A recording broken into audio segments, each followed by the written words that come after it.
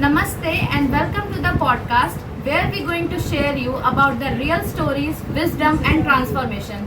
और आज के एपिसोड में we are going to introduce you to a person who don't need any introduction in the world of holistic healings, as he is the very senior and respected homeopathic doctor with having a 40 plus year in the medicine journey. So here we are going to welcome our very special guest Dr. Rajiv sir in our podcast. Sir please कुछ अपने बारे में बताइए। मेरा नाम जी senior medical अफसर जी EMS BHMS से retired हुआ हूँ 1919 में। जी। और सर आप जब मेडिकल ऑफिसर थे और अभी जब आप रिटायर्ड हो चुके हैं तो आपकी कितनी लंबी जर्नी हो चुकी है मेडिसिन में? Near about 40 years. 40 इयर्स की जर्नी है सर की इस पूरे के पूरे हॉलिस्टिक मेडिकल फील्ड में। और आज हम सर से होम्योपैथी को लेकर कुछ मिथ्स, मेडिसिन और मिरेकल को लेकर के कुछ क्वेश्चंस पूछेंगे सर से, जो अक्सर होम्योपैथी को लेकर लोग डिल्यूजन में रहते हैं कि चीज़ें कैसे वर्क करती हैं, क्या होम्योपैथी एक्चुअली वर्क करती है, और क्या हमें होम्योपैथी से जो लॉन्ग टर्म इलनेस है उसमें बिना साइड इफेक्ट के क्योर मिल सकता है, क्या होम्योपैथी वाकई में इतनी इफेक्टिव है। तो अगर आपके दिमाग में भी इस तरह के कंफ्यूजन रहते हैं, डाउट रहते हैं, तो इन सब चीज़ों को आज हम एक होम्योपैथी एक्सपर्ट के साथ में क्लियर करेंगे। तो सर मेरे आपसे कुछ क्वेश्चंस हैं, मैं आपका ज़्यादा टाइम नहीं लूँगी, स्टार्ट करते हैं।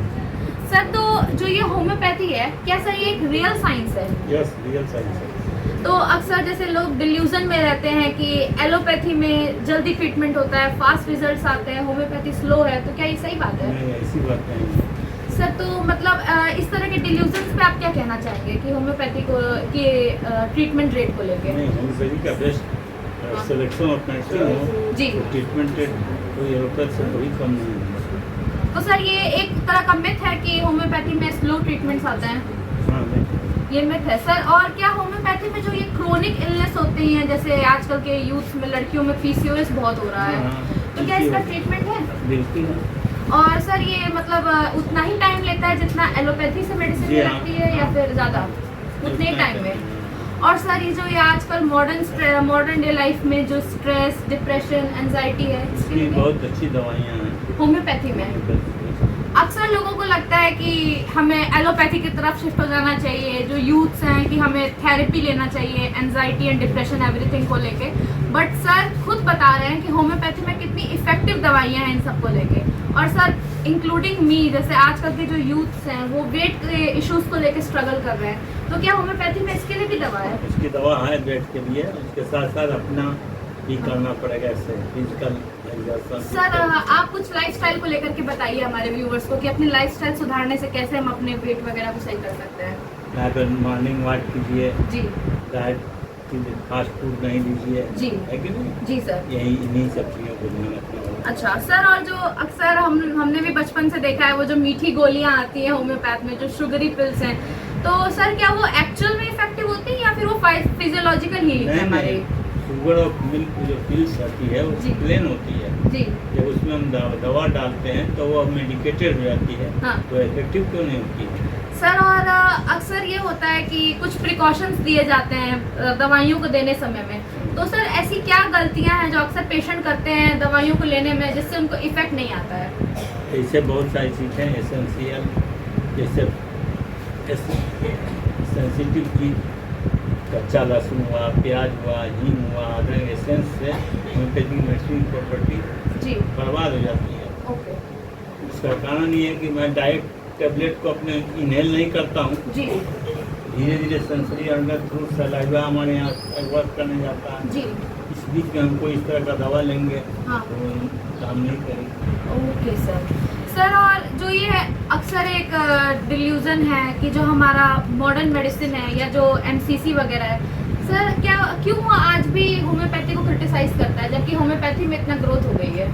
तो हम लोग हर आदमी अपनी होम्योपैथी का बड़ाई करेगा ही निश्चित होगी नहीं सर लेकिन ऐसा कुछ नहीं। हमारी होम्योपैथी बहुत ज़्यादा डेवलप कर रही है पहले की अपेक्षा। जी, अब हमारे यहाँ हाईली क्वालिफाइड डॉक्टर्स भी आ रहे हैं। जी, हम लोगों के समय में MD वगैरह की पढ़ाई नहीं हुआ करती थी, जी, अब मैं मास्टर डिग्री लोग करके आ रहे हैं, बच्चे बहुत अच्छे हैं और डिवोटेड हैं होम्योपैथी पे। यस सर, पहले जैसे बच्चों में ये रहता था कि काउंसलिंग हो रही है, हमें एमबीबीएस नहीं मिला तब शिफ्ट कर रहे हैं, बट आजकल तो बच्चे एमबीबीएस छोड़ करके इस फील्ड में आ रहे हैं। तो सर इस फील्ड में इसका मतलब काफ़ी सिग्निफिकेंट ग्रोथ हुई है और मेडिसिन भी काफ़ी अच्छी है शुरू से। मुझे ऐसा लगता है कि लोगों में अवेयरनेस की कमी है, इसीलिए लोग अभी तक इस हमारे भारत सरकार के द्वारा भी तो बहुत ज़्यादा, हाँ, हमारे रिस्पेक्टेड प्राइम मिनिस्टर ने काफ़ी जोर दिया है, अलग से हमारे लिए मंत्रालय जी किया है, आयुष मंत्रालय जी सर।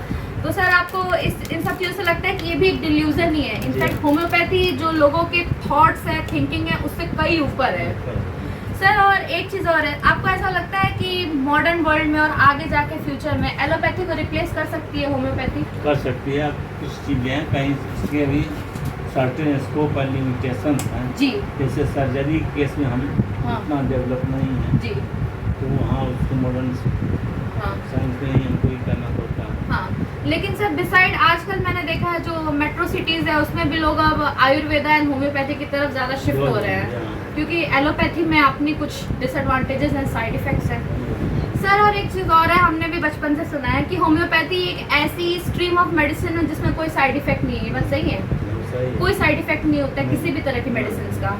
अच्छा सर, और एक चीज़ बताइए, क्या ऐसी कोई बीमारियां हैं जो एलोपैथी नहीं क्योर कर सकती है बट होम्योपैथी कर सकती है? बहुत सारी बीमारियां सर, जैसे कुछ एग्जांपल्स? जैसे डिप्रेशन है जी, तो वो लोग सेडेटिव टैबलेट देते हैं, हाँ, हम लोग सिम्टोमेटिक ट्रीटमेंट से उसको सही करते हैं। ओके, तो सर कहने का मतलब ये है कि होम्योपैथी नेचुरल हीलिंग में ज़्यादा बिलीव करती है as compare to medications. Medications harm करते हैं और उनके साइड इफ़ेक्ट होते हैं। इनफैक्ट मेरी खुद की जो कंडीशन चेंजेस हुई हैं वो खुद एग्जांपल है, जो ये सेडेटिव्स वगैरह के यूज़ से जो बॉडी में डिसएडवांटेजेस होते हैं, वेट गेन से लेके एवरीथिंग, ये सब चीज़ें होम्योपैथी के केस में नहीं होती है। अच्छा सर, और इसके बाद से जो होम्योपैथी है, आपके पास में अक्सर रोज़मर्रा के टाइम में किस तरह के पेशेंट्स आते हैं, किस तरह की बीमारियाँ लेके? मैं एक्यूट और क्रोनिक दोनों केसेज आते हैं सर। जैसे ज़्यादातर कौन से क्रोनिक केसेस में कौन से आते हैं? जैसे एजीमा है, हाँ, जी, कफ है जी, ब्रोंकाइटिस है जी, ये सब क्रोनिक केसेज हैं। एक्यूट में सर्दी, खांसी, बुखार। जी सर। इस पॉडकास्ट को बनाने का मेन रीज़न ये था कि इसका एसेंस हम आपको बता सकें। मॉडर्न मेडिसिन जो होम्योपैथी को क्रिटिसाइज करती है, उसके सारे मिथ्स, मेडिसिन और मेरिकल्स में डिफ्रेंशिएट करना और आपको ये बताना कि होम्योपैथी एक बहुत ही ज़्यादा एंशिएंट बट इफ़ेक्टिव साइंस है। इसको हमारे वेरी रिस्पेक्टेड जो प्राइम मिनिस्टर है उन्होंने भी इस पर काफ़ी ज़्यादा प्रेशर किया है। आयुष की काउंसलिंग को सेपरेट की गई है इसीलिए ताकि होम्योपैथी, आयुर्वेदा जैसी चीज़ों को भी हम ध्यान दे सकें। सेकेंडली, हमारे साथ में जो आज के हमारे गेस्ट थे डॉक्टर राजीव सर, उनके कुछ पेशेंट्स आ गए इसलिए हमें उनका जो पॉडकास्ट है इसको इतना छोटा रखना पड़ा। बट अगर आपको हमारा ये एपिसोड वैल्यूएबल लगा हो तो प्लीज़ मेरे चैनल को लाइक, सब्सक्राइब और शेयर करिए। Thank you.